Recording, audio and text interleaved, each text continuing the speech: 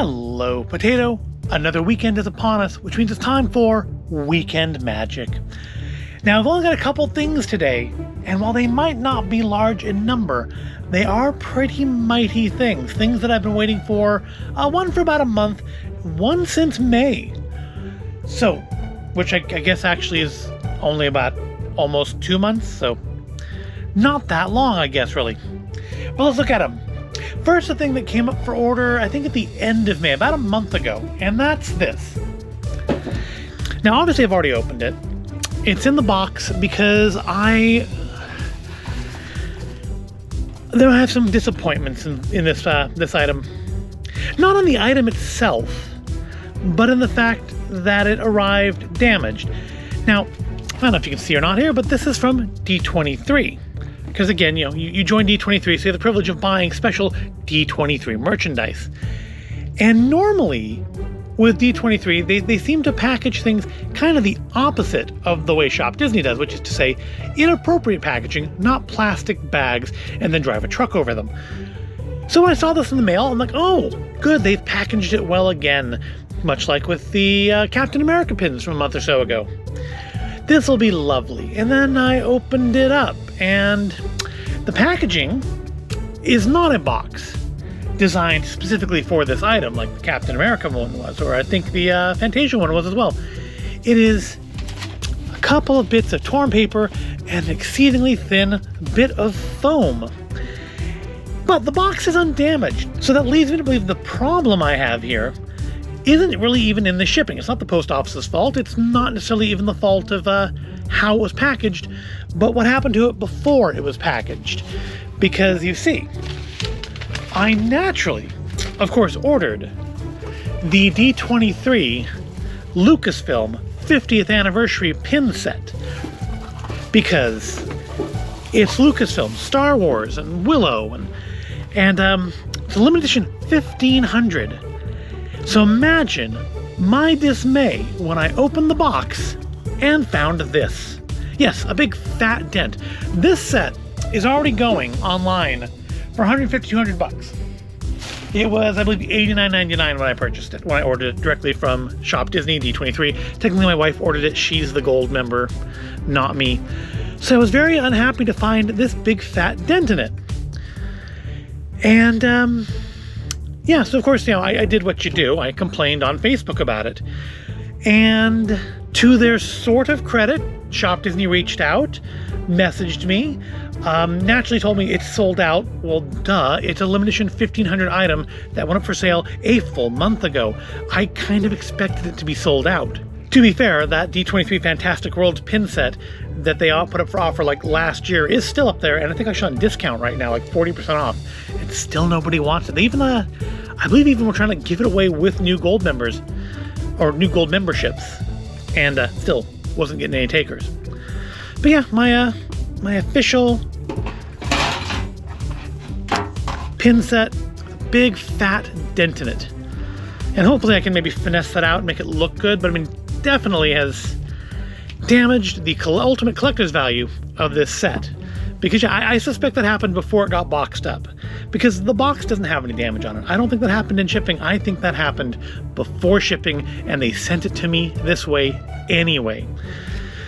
So naturally, with Shop Disney, they offered me, of course, to send it back, which I did that with those Isma pins last year. If you watched these videos for a while, remember last year during the Midnight Masquerade, I got those Isma pins that literally looked like somebody had driven a truck over them, like they had put the plastic bag they shipped them in, inappropriately, on the ground and kind of just ground it into the cement with their heel. Because they were messed up. They were not in good condition. And I ended up sending them back because thankfully my now gone Disney store had them in stock, and I was able to get a set there. But when they refunded me the pins, right? They didn't refund shipping. So basically, I paid them shipping fees for the privilege of getting broken things that I didn't even get to keep. I had to give back. So I just paid shipping for nothing. So that right there, that alone is, I'm not going to send these back because you're not going to refund the shipping. But secondly, of course, I can't replace them unless I want to spend $150 to $200 and hope that whoever I'm buying them from isn't a cheat. So they offered me either a $15 credit to Shop Disney or like $13.50 refund. Well, I'm not going to give them back, so yeah, I took the $13.50, but thanks a lump. Occasionally you see these you hear these stories about Shop Disney and, oh, the item didn't show up, we'll send it to you again. Or, oh, we're sorry, we'll do something to make you whole. And I never had that experience with them for some reason. Anyways, though, while the tin is sadly damaged, the contents are okay. So let's take a look at those. So here we have the 6 pins that make up the Lucasfilm 50th Anniversary series. Of course, we have the actual Lucasfilm 50th logo itself. This is, I think, the same logo that appears in that R2-D2 Lego set, which, no, I still haven't put together. Then for 1977, we've got the A New Hope pin, with, of course, the classic scene of Leia sending her distress message through R2-D2. Jumping ahead to 1981, we have Raiders of the Lost Ark. Why does it have to be snakes? And then, not a weird choice, but one that maybe, isn't totally obvious, but Willow from 1988.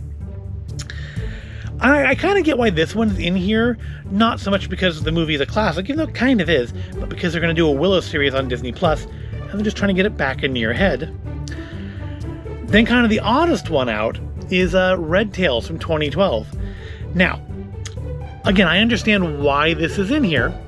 First of all, these other 5 or 4 movies, pretty white. This is like the only Lucasfilm thing that has a heavily non-white cast. Also, a very underappreciated film. I think more people should be aware of it. I want to say, I seem to remember at the time that this movie was somewhat of like a passion thing for Lucas. He really, like, through his own force of will, got that film made. And then finally, like the most popular Star Wars thing since A New Hope, The Mandalorian, with that classic shot of Mando and Grogu in his little hover pram walking through the desert. And hopefully this is all in focus. I don't think there's any actual way to focus this thing. But, oh well. But yes, the pins are very nice. $89.99 for 6 pins. Does this pop out? It does pop out. They usually do pop out fairly easily. Let's see what the backs look like. And so unlike the Loki pin, they are Mickey backs, so they're trading pins. Not that anybody would be foolish enough to trade these, I can imagine. Because they are very nice. I love the detail on them. I love the artwork style on them. They've got this kind of cohesive style to all of them together. And I really think the 50th anniversary logo looks really classy. They're all really flat pins. I mean, there's some definition to them, like, the little silver golden outline there. I guess that's gold. Is like kind of slightly upraised from the colored sections. But they're still pretty flat. There's not like any big, nothing like really protrudes to the front of them. Although I think the Lucasfilm one looks almost like it should. Like the 50th and the Lucasfilm should stand out a little bit. I think it's just a trick of the art style that just makes the pin look even nicer than it actually is. So it's a nice set. I really wish that I could say I was absolutely pleased with it. And I would be, if not for this. This makes me unhappy. But, they gave me $13 back, so I guess I can just, go on with life. All right, so the other item is pre-ordered from early May and did not arrive damaged, thankfully. Arrived in a proper box, not smashed up, not damaged, not dented. And it's actually going to be the first time I'm really looking at it because it really is for my wife. And that is... Dun, dun, dun, dun, dun, dun, dun, dun, dun. The Star Wars Day Darth Vader mini ears. Not mini as in small, mini as in the mouse. Yep, these I guess were somewhat hard to get on Star Wars Day. I didn't have trouble getting them, but I guess some people had a real problem getting their orders completed on these. So I guess I'm just fortunate there. But we have, of course, the kind of Imperial logo here. I'm not sure how it shows up, being black on black. It's all done like that faux leather they do now, which you kind of have to be careful how you store it because that stuff will stick to things and rip off over time. So it's probably a good idea to hang this up or maybe at least keep it in the bag it came in so it doesn't kind of peel off on anything else. We've got kind of a PVC feeling bow there.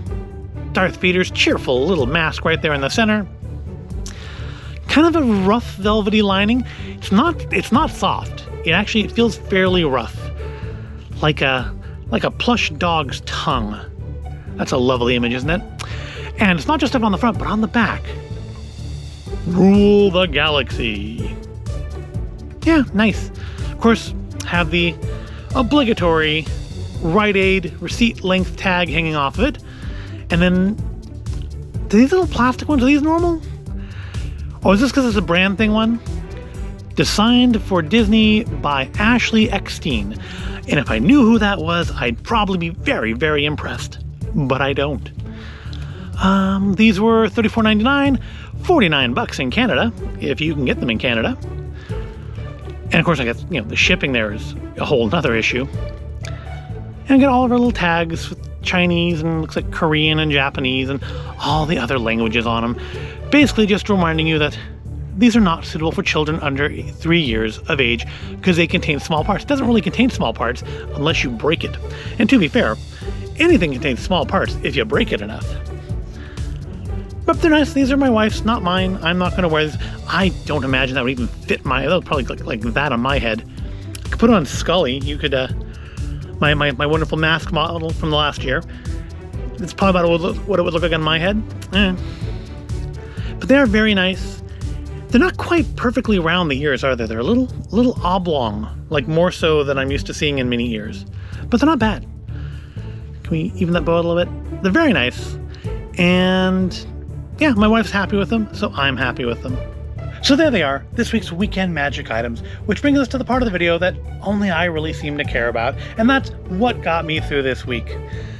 Now, one thing I'm kind of tempted to say is that Anne Reardon of How to Cook That actually commented on my video last week, which is nice. She saw that I had posted about her cookbook, and she explained one thing, because I mentioned in the video that she used to do a lot of miniature cooking videos, and she explained in the comments that she isn't doing them anymore because her miniature kitchen, because she actually had a whole kitchen, like with a working stove and everything in it. Her miniature kitchen is apparently on loan to a doll museum, because it was a very nicely detailed miniature kitchen. And that's why she's not doing miniature videos at the moment. So that was interesting though, because I did not know that. She probably said it in a video somewhere at some point, and I just missed it.